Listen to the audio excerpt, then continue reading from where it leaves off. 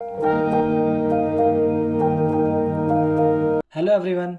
जैसा कि last video में हमने क्लास 9th का सीबीएसई सैम्पल पेपर सेट 1 का सेक्शन ए कंप्लीट करा था, तो इस वीडियो में हम सेक्शन बी कवर करेंगे। तो देखते हैं सेक्शन बी का क्वेश्चन नंबर 1।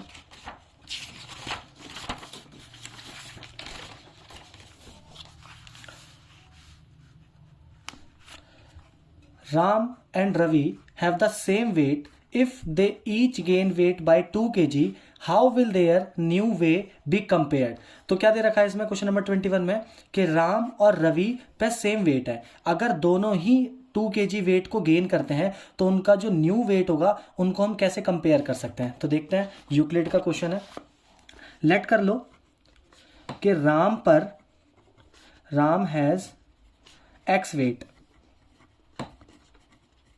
तो रवि पे भी सेम वेट है, तो Ravi has X weight also. अब दोनों ने वेट गेन करा, तो आफ्टर गेनिंग 2 kg वेट, तो राम पर अब जो वेट होगा वो हमारा कितना हो चुका होगा, x+2, और रवि पे जो वेट हो चुका होगा वो भी हमारा कितना हो चुका होगा, x+2। तो यहां पे by using Euclid division, Euclid second axiom क्या कहती है कि when equals are added to equals the wholes are equal. तो लिख लेते हैं, when equals are equals whole are equal, therefore when equals are added to equal whole are equal। जैसे यहाँ पे हमने देखा दोनों पे पहले x वेट था, अब दोनों में हमने क्या है, दोनों तरफ 2 गेन कर दिया, दोनों तरफ 2 वेट हमारा गेन, तो अब हमारा जो दोनों का वेट क्या हो गया, सेम हो गया। तो therefore the weight of Ravi and Ram are equal weight. Next number, question number 22। In figure if AC is equal to BD then prove that AB is equal to CD। ये मोस्ट इंपॉर्टेंट क्वेश्चन है और easy भी है, ये most sample paper में देखा जाने वाला क्वेश्चन है। तो देख लेते हैं एक बार इस क्वेश्चन को। क्या कह रखा है कि एक हमारे पे लाइन सेगमेंट है AD और इस पे 2 पॉइंट है, एक हमारा B है और एक हमारा C है, और क्वेश्चन में हमें गिवन क्या है, पहले गिवन लिख लेते हैं।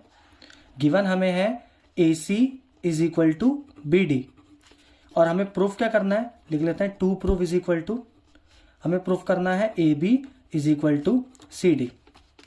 तो करते हैं प्रूफ। हमें पता है AC जो है वो BD के इक्वल है। अब देखो AC को मैं 2 पार्ट में लिख सकता हूं, AB प्लस BC, और BD को भी मैं 2 पार्ट में लिख सकता हूं, BC प्लस CD। अब मुझे दिख रहा है दोनों पार्ट में ही BC आ रहा है, तो अगर मैं इसको BC में से कैंसिल कर दूं दोनों तरफ, तो हमारे पे क्या आ जाता है, AB is equal to CD। यही प्रूफ करना था, तो हमारा हो गया। बहुत इजी क्वेश्चन है, हैंस प्रूफ्ड। नेक्स्ट क्वेश्चन देखते हैं, question number 23। Name the quadrant in which the following points lie 1 2 3, second -3 4 and third one is -3 -10। तो इसमें तो हमें कार्टेशियन प्लेन बनाते हैं डायरेक्ट, तो डायरेक्ट आंसर आ जाएगा हमारा इससे। Question number 23। तो हमें पता है एक कार्टेशियन प्लेन में 4 क्वाड्रेंट होते हैं हमारे, ये first quadrant, second quadrant, third quadrant और फोर्थ क्वाड्रेंट। तो हमें इसके कोऑर्डिनेट्स के वो भी पता होने चाहिए साइन। तो ये पॉजिटिव पॉजिटिव होता है, ये नेगेटिव पॉजिटिव होता है, ये नेगेटिव नेगेटिव होता है, और ये पॉजिटिव नेगेटिव होता है। अब हमारा जो पहला कोऑर्डिनेट है, पहला कोऑर्डिनेट हमारा क्या दे रखा है, 2 3, तो दोनों ही पॉजिटिव है, तो ऑब्वियसली बात है फर्स्ट क्वाड्रेंट में लाई करेगा। तो लिख लेते हैं first quadrant. Second question -3 and 4, तो x नेगेटिव है, y पॉजिटिव है, x नेगेटिव है, y पॉजिटिव है, तो सेकेंड क्वाड्रेंट। एकदम डायरेक्ट क्वेश्चन है। और थर्ड हमारा क्या है इसका, -3 -10, दोनों ही नेगेटिव है, एक्स भी नेगेटिव वाई भी नेगेटिव, हमारे कौन से क्वाड्रेंट में आता है वो, third quadrant, third quadrant. Next question देखते हैं, question number 24। Rationalise the denominator of 3 minus 2√2 over 3 plus 2√2। तो ये भी डायरेक्ट क्वेश्चन है, सीधा रेशनलाइज करना है, तो कर लेते हैं रेशनलाइज। रेशनलाइज का आपको रूल भी पता होगा, एक बार मैं भी बता देता हूँ। 3 माइनस 2√2 ओवर 3 प्लस 2√2। रेशनलाइज में क्या होता है, जो हमारी डिनोमिनेटर टर्म होती है, जो उसका मिडल साइन होता है, उसको हम क्या कर देते हैं, चेंज कर देते हैं। तो 3 ये पॉजिटिव था, तो यहाँ पर हमारा क्या आ जाएगा, नेगेटिव, और 3 माइनस 2√2। और 100% जो तुम्हारा डिनोमिनेटर होगा, यहाँ पे तुम्हारी कौन सी आइडेंटिटी बनती है, a प्लस बी और a minus B, which is a square minus B square. तो देख लेते हैं, ये ऊपर बन गया हमारा a माइनस बी का होल स्क्वायर, क्योंकि दोनों टर्म हमारी सेम है। तो 3 माइनस 2√2 का होल स्क्वायर, और नीचे देखो a प्लस बी और a माइनस बी, तो क्या बन गई हमारी a square minus B square, मतलब 3 का स्क्वायर माइनस 2√2 का स्क्वायर। तो देख लेते हैं, यहाँ पे हम लगाएंगे a माइनस बी का होल स्क्वायर, तो a square 9 plus B square 2√2 का स्क्वायर। तो यहाँ पे बहुत बच्चे कंफ्यूज होते हैं कि 2√2 का स्क्वायर कैसे निकालते हैं, तो मैं यहाँ से समझा देता हूँ रफ वर्क में कि 2√2 का स्क्वायर। अब यहाँ पे हमारी दो टर्म है, एक 2 है और एक √2 है, तो 2 का भी स्क्वायर है और √2 का भी स्क्वायर है। तो 2 का स्क्वायर कितना होता है, 4 इंटू, और √2 का स्क्वायर, देखो स्क्वायर से रूट हमारा कट जाता है, तो क्या बचा 2, तो 4 इंटू 2 हमारा क्या आ गया 8। तो 2√2 का स्क्वायर कितना होता है, 8 होता है। a square plus B square minus का 2ab अपॉन, यहाँ क्या लग रहा था हमारा, a square minus B square, तो 3 का स्क्वायर हमारा कितना होता है, 9 होता है, और 2√2 का भी हमने निकाला कितना, 8। तो 9 प्लस 8 माइनस का ये कितना हो जाएगा, देखो 2 3 जा 6 और 6 2 जा 12, 12√2। बाहर वाले नंबर को बाहर से मल्टीप्लाई करना और रूट को एज इट इज रहने देना, और 9 माइनस 8 हमारा कितना हो गया 1, और 9 प्लस 8 हमारा कितना होता है 17 minus 12√2। This is the answer. तो ये था हमारा डायरेक्ट। तो देख लेते हैं क्वेश्चन नंबर 24 का और पार्ट भी। Simplify the following bye rationalising the denominator 30 upon 5√3 minus 3√5। तो इसमें भी हमें रेशनलाइज करना है, तो डायरेक्ट कर लेते हैं। 30 ओवर 5√3 माइनस 3√5, तो कर लेते हैं 30 अपॉन 5√3 माइनस का 3√5। अभी मैंने क्या बताया था, जो डिनोमिनेटर की मिडिल टर्म होती है उसको हम जब रेशनलाइज करेंगे तो वो साइन चेंज हो जाते हैं, तो नेगेटिव है तो यहाँ पे क्या आ जाएगा, पॉजिटिव 3√5 अपॉन 5√3 प्लस 3√5। और सेम नीचे आइडेंटिटी हमारी बनती है हमेशा a minus B, a plus B, a square minus B square. ऊपर को ऊपर मल्टीप्लाई करेंगे, नीचे डायरेक्ट आइडेंटिटी लगाएंगे, तो 30 bracket 5√3 plus 3√5 over a square minus B square, तो 5√3 का स्क्वायर माइनस 3√5 का square.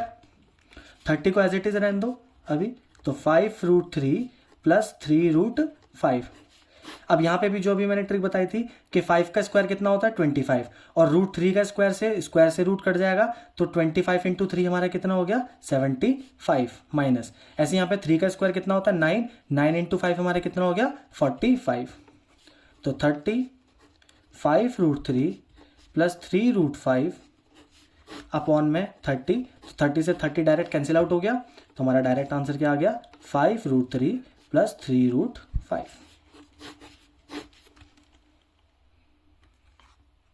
Question number 25, how many metres of cloth 2.5 metre wide will be required to make a conical tent whose base radius is 7 metre and height is 24 metre. मतलब हमें बताना है कि हमें कितने मीटर क्लॉथ चाहिए, जो हमारा क्लॉथ दे रखा है वो 2.5 मीटर वाइड है, और इसे हमें कॉनिकल टेंट पे लगाना है जिसकी बेस रेडियस 7 मीटर है और हाइट 24 मीटर है। अब कॉनिकल टेंट है तो आउटर एरिया पे लगाएंगे, मतलब सी से। तो क्वेश्चन नंबर 25, हमें कोन की रेडियस जो है वो कितनी दे रखी है 7 मीटर, और हाइट जो दे रखी है वो हमें दे रखी है 24 मीटर। अब सी से लगाने के लिए सबसे पहले हमें स्लांट हाइट पता होनी चाहिए, तो स्लांट हाइट निकाल लेते हैं। क्या होता है L is equal to √h² plus r square. तो h हमारा कितना है 24 का स्क्वायर प्लस 7 का स्क्वायर। 24 किसका स्क्वायर होता है 576, सॉरी 24 का स्क्वायर 576 प्लस 49 कितना हो गया 625। तो 625 हमारा कितने का होता है 25 का। तो हमारी स्लांट हाइट आ गई कितनी 25 मीटर। अब हमें क्या निकालना है CSA। तो CSA ऑफ कॉनिकल टेंट, तो CSA हमारा क्या होता है पाई RL, पाई के लिए 22/7, रेडियस हमारी कितनी दे रखी है 7 और स्लांट हाइट अभी हमने निकाली 25। तो 7 से 7 कैंसिल आउट, 22 इंटू 25 कितना आ गया 550 मीटर स्क्वायर। तो हमारा CSA तो आ गया। अब उसने पूछा क्या था कि हमें कितने मीटर ऑफ क्लॉथ चाहिए। अगर हमारा ये क्लॉथ है जिसकी हमें लेंथ बतानी है और इसकी हमें विड्थ पता है कितनी 2.5 मीटर, तो सिंपल सी बात है जो इसका एरिया होगा वही हमारे इसके एरिया के बराबर होगा। तो length into width is equal to area of conical tent. Conical tent, तो हमारी लेंथ हमें नहीं पता तो लेंथ को एज इट इज यहां रहने देंगे और विड्थ हमारी चल जाएगी डिवाइड में। तो 550 ओवर विड्थ हमारी कितनी दे रखी है 2.5, डेसिमल गया ऊपर कितना आ गया 10 आ गया। तो यहां से हम काट लेंगे इसे, तो लेंथ हमारी कितनी आ जाएगी 220 मीटर। तो उस क्लॉथ की जो लेंथ होगी वो हमारी कितनी होगी 220 मीटर। क्वेश्चन नंबर 25 का और पार्ट भी देख लेते हैं। Find the surface area of a sphere of radius 5.6 centimetre. तो डायरेक्ट क्वेश्चन है, सीधा सरफेस एरिया पूछा है। क्या होता है सरफेस एरिया 4πr², रेडियस हमें गिवन है, बस कैलकुलेशन है इसमें। देख लेते हैं सरफेस एरिया ऑफ स्पेयर क्या होता है 4πr² और रेडियस हमें कितनी दे रखी है 5.6 सेंटीमीटर। तो वैल्यू पुट करते हैं 4 इंटू 22/7 इंटू 5.6 इंटू 5.6, डेसिमल जाएगा नीचे 10, नीचे 10 आ गया। तो 7 8 जा 56, तो 4 into 22 into 8 into 56 by 10 into 10 हमारा कितना आ गया 100 आ गया। 4 इंटू 22 हमारा कितना हो गया 88 हो गया और 8 इंटू 56 448 बाय 100। मल्टीप्लाई कर लेते हैं दोनों टर्म को, तो कितना आ जाएगा 39424 बाय 100। दो प्लेस के बाद डेसिमल लगा दो तो 394.24 मीटर स्क्वायर।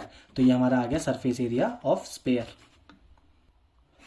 तो क्वेश्चन नंबर 25 के साथ ही हमारा सेक्शन बी भी कंप्लीट होता है। तो नेक्स्ट वीडियो में हम सेक्शन सी के साथ करेंगे क्वेश्चंस। बाकी मैं सेक्शन वाइज वीडियो इसलिए बनाता हूँ कि वीडियो लेंथी ना हो और बच्चे देखते नहीं है फिर, तो इसलिए छोटी छोटी वीडियोस बच्चे देखेंगे भी। और कोई भी क्वेश्चन में अगर आपको डाउट है तो कमेंट करके पूछ लेना। Thank you.